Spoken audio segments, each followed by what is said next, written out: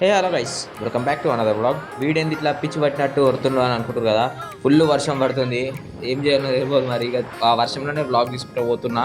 మీకోసం మీకు ఆ ఎట్లుంటుందో అది రోజు మొత్తం భయపెట్టుంటుందో మీకు చూపించాలి కాబట్టి వెళ్తున్నా.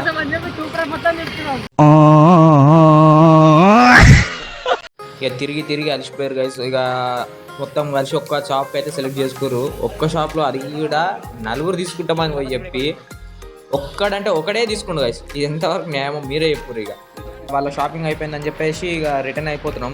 దగ్గర దగ్గర మా ఇంటికి 30 కిలోమీటర్స్ దాకా ఉంటుంది. ఇక వెళ్తూనే ఉన్నాము. పోతుంటే ఇక స్టార్ట్ అయింది చూడు, ఫుల్ వర్షం గైస్. ఇక ఏం చేయాలో తెలియక ఒక షెడ్ కిందనైతే ఆగినాం. మొత్తం తడిపేసిరు గైస్. చూడు మొత్తం అంటే మొత్తం తడిపేసిర్రు. చూపడానికి చెప్పుల కోసం అని పోయిరు. ఇక వీళ్ళు చూడు, వీడేమో బండితో ఆడుతుండు. ఆడ ఛార్జింగ్ లేదు రాలా, ఛార్జింగ్ లేదురా. కూర్చుని పెట్టు సంగతి.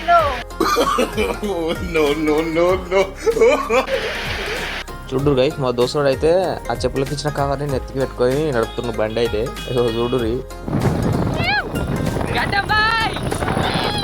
పలుకులలో కేసరి.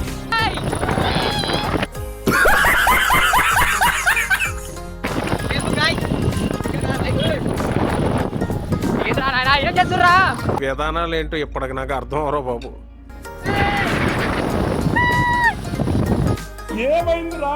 పొద్దు పొద్దు అయితే లైక్ చేయండి, షేర్ చేయండి, సబ్స్క్రైబ్ చేసుకోండి. సరే ఉంటాం అలా.